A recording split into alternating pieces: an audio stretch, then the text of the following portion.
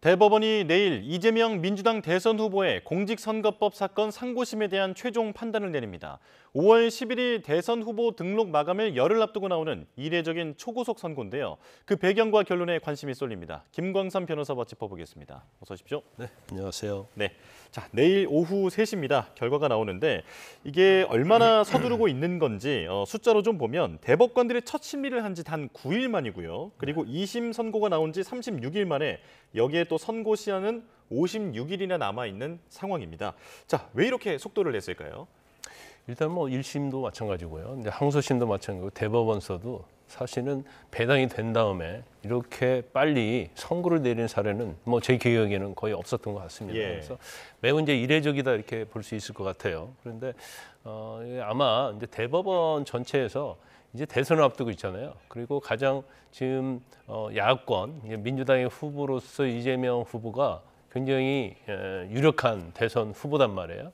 그러면 국민의 이제 선택권이라는 그런 문제가 있죠. 예. 그런데 어떻게 보면 재판 진행 중인데 그 결과가 사실은 나오지 않은 상태에서 이제 선거를 치른다는 것은 이제 국민의 어떤 선택권이랄지 여러 가지 이제 법적인 문제가 있다고 이렇게 대법원에서 본 것 같습니다. 그래서 사실은 지난 4월 22일 날 배당을 했잖아요. 예. 그러면서 그날 바로 전원 합의체 회부했고 그 다음에 그날 바로 또 심리에 들어갔단 말이에요. 예. 그런 애는 거의 없거든요.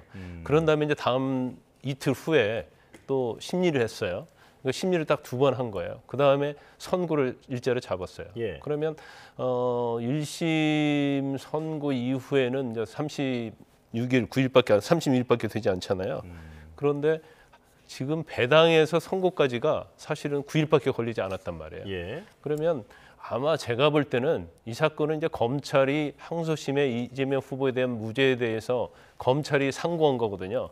그러면 그 전부터 이미 기록 자체가 대법원에 도착했을 때 기록을 다 대법관들에게 나눠주고 이거에 대해서 심리를 좀 빨리 해야 하지 않느냐라는 의견이 모아져 있을 가능성이 크다. 그래서 이제 배당이 22일을 했는데 사실은 5월 1일 날 선고하기는 굉장히 어렵거든요, 시간적으로. 네. 그러면 이미 어떤 심리를 할 수 있는 준비 상태, 기록 파악 이런 것들은 다 갖춰진 상태였다. 그래서 일단 뭐 제일 중요한 것은 이재명 후보에 대한 대선이 사실 어떻게 보면 이 사건이 결론이 안 나온 상태에서 치러지는 것은 맞지 않다. 이런 이제 대법원의 판단이 있었기 때문에 이렇게 이제 빠르게 선고를 했다 이렇게 볼 수 있을 것 같습니다. 예. 자, 1심에선 유죄였다가 2심에서 무죄로 바뀌면서 이렇게 대법원까지 가게 된 건데 지금 또 한 번의 반전이 일어날지 관심입니다. 변호사께서는 어떻게 전망하십니까? 이 전망이 굉장히 어려운 측면이 있어요. 왜냐하면 1심에서 유죄 났지 않습니까? 이제 항소심에서 무죄가 났어요. 그래서 이게 원래 1심 무죄고 2심 무죄다고 한다면 이제 대법원도 이제 무죄가 뭐 거의 가능할 것이다. 왜냐하면 사실심에서 일단 무죄로 결론을 냈기 때문에 그 확률적으로 보면 대법원도 무죄로 확정할 것이다 했는데 이제 1심과 2심의 판단이 완전히 갈렸잖아요. 예. 그러면 대법원에서는 사실은 이제 1심의 어떤 유죄 부분에 손을 들어줄 수도 있고, 그다음에 항소심의 무죄 부분에 손을 들어줄 수 있단 말이에요. 그래서 이제 일부의 어떤 해석 자체는 이렇게 속전속결하는 것은 항소심의 무죄 자체를 확정하기 위해서 그런 것이다. 이제 그런 뭐 또 시각도 있을 수 있죠. 근데 또 다른 시각도 있을 수 있는 거예요. 어차피 대법원에서는 유죄가 됐건 무죄가 됐건 그 이유를 밝혀야 하는 거고. 그다음에 지금 상고심 자체는 검찰에서 상고를 하잖아요. 예. 그러면 검찰의 상고 이유에 대해서 판단을 해줘야 하는 거예요. 이제 그렇기 때문에 유죄를 가든 무죄를 가든 뭐 시간은 거의 뭐 판단하는 데서는 거의 뭐 비슷하게 걸릴 가능성이 크다. 그래서 우리가 예단적으로 내일 선고 자체가 빨리 이루어졌기 때문에 무죄 확정이 될 것이다. 아니면 뭐 유죄 판결로 파기될 것이다. 유죄 취지로 예. 이렇게 예견하기는 사실은 쉽지 않습니다. 네. 자, 파기환송시에는 이제 유죄 가능성이 높다라고들 예측을 하던데 네. 지금 여러 가지 경우의 수도 언급을 해주셨습니다만 각각의 가능성은 어느 정도로 보십니까? 뭐 가능성 자체를 사실은 뭐 이게 네. 50대 50이다 이렇게 보기가 어려운 측면이 좀 있어요. 예.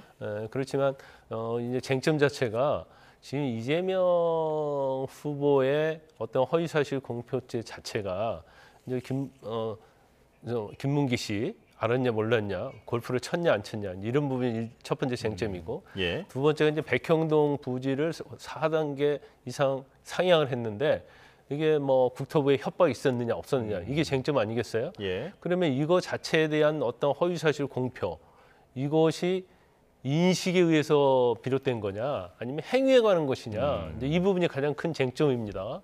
그래서 단순히 인식에 관한 걸로 의견 표명이라고 결론이 난다고 하면 아마 대법원에서 항소심과 같이 무죄 확정을 할 거고요. 예. 그 일부라도 이걸 이제 행위로 본다고 한다면 또 유죄 취지로 또 파기환송될 수 있는 여지가 있어요. 예. 그래서 이제 법률적 판단, 법률적 해석 이것을 어떻게 할 것이냐 이제 이거에 따라서 파기환송되느냐 아니면 무죄 확정되느냐 무죄 확정은 이제 검찰의 상고를 기각하는 거죠. 네.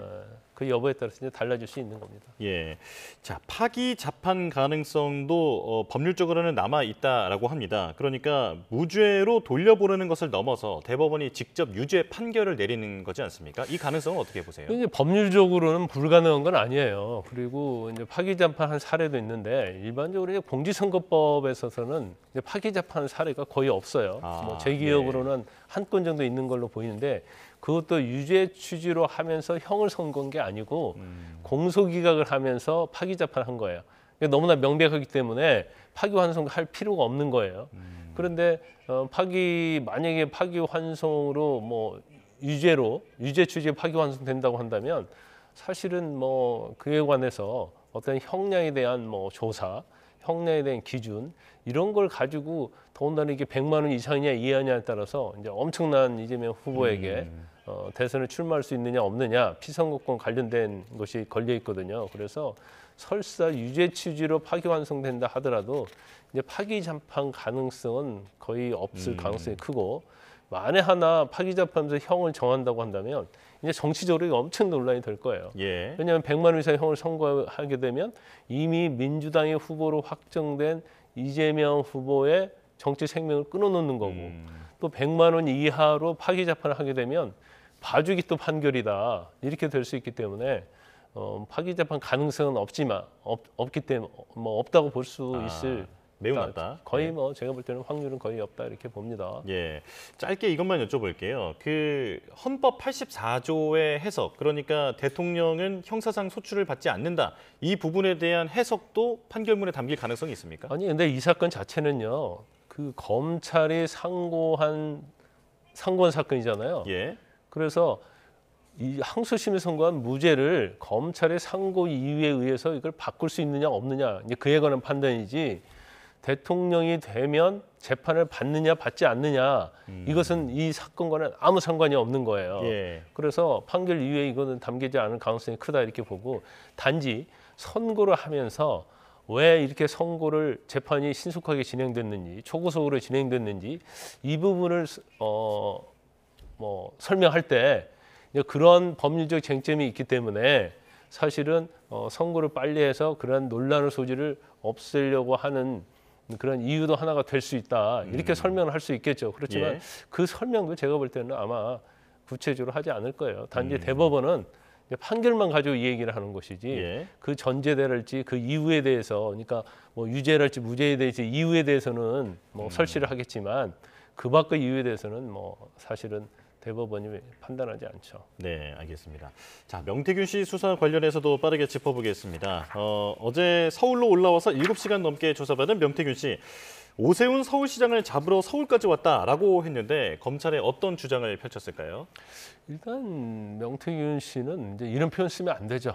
그러니까 만약 오세훈 시장이 잘못했다고 한다면 그 관련된 뭐 위법 사항이 있다고 한다면 이제 검찰에서 그대로 조사받으면 되는데 누굴 잡으러 왔다고 할지 뭐 전에도 뭐 그렇지 않습니까? 뭐 대통령이 뭐 탄핵이 된다랄지 그런 얘기를 했잖아요. 그래서 완전 이제 자기 정치를 하고 있다고 봐요. 그러니까 사실은 자기가 한 행위 자체가 합법이거나 적법하지 않잖아요. 예. 그럼 거기에 대한 이제 반성이 있어야 하는데 그렇지 못한 거에 대해서 제가 볼 때는 좀 잘못됐다고 보고 근데 본인의 얘기는 그런 것 같아요. 일단 오세훈 시장과 관계에 있어서 자기 자체는 오세훈 시장을 뭐 7번 만났다고 얘기를 하고 있잖아요. 그러면서 여론조사일지 그런 것에 대해서 또 정확하게 얘기를 하고 있지 않아요. 네. 그러면서 마치 오세훈 시장이 자기와 관련해서 범죄 행위를 한 것처럼 연기만 피우고 있지 뭐 만났다랄지 이런 뭐 만난 거 위에는 구체적인 얘기를 하고 있지 않습니다. 뭐 여론조사를 내가 몇 번 해줬는데 거기에 돈을 받았다랄지 그런 얘기는 구체적으로 없어요. 그러면서 오세훈 시장 잡으러 서울 왔다 이렇게 하는데 뭐 제가 볼 때는 뭐 경우에 따라서는 조사를 해보면 뭐가 나올 수도 있겠지만 뭐 용두삼이 될 수도 있고요. 그래서 오세훈 시장과 관련돼서는 지금 언론 보도에 의하면 14차례 여론조사 해줬다는 거예요. 비공표 여론조사. 예. 그리고 오세훈 시장의 어떤 측근이라고 하는 뭐 김한정 씨로부터 3,300만 원을 받았다는 거예요. 그러면서 그 과정에서 뭐 서울시의 정무부시장이 개입을 했고 뭐 이런 내용이 나오고 있어요. 그래서 오세훈 시장이 뭐 여기에 개입을 했는 거에 대해서는 오세훈 시장에서는 아주 반박을 많이 하고 있죠. 예. 만날 횟수도 몇 번 안 되고 사람이 어떻게 보면 굉장히 위험한 인물이고 말도 안 되는 소리를 해서 쫓아보냈다는 거고 쫓아보낸 다음에 김한정 씨가 개인적으로 접촉을 해서 둘이 거래를 한 것이고 자신과는 관계없다 이런 뭐 주장을 하고 있는 겁니다. 예, 자, 오 시장 측은 전혀 근거가 없다라고 주장하고 있는데요. 공방이 주목됩니다. 김광삼 변호사와 함께했습니다. 고맙습니다.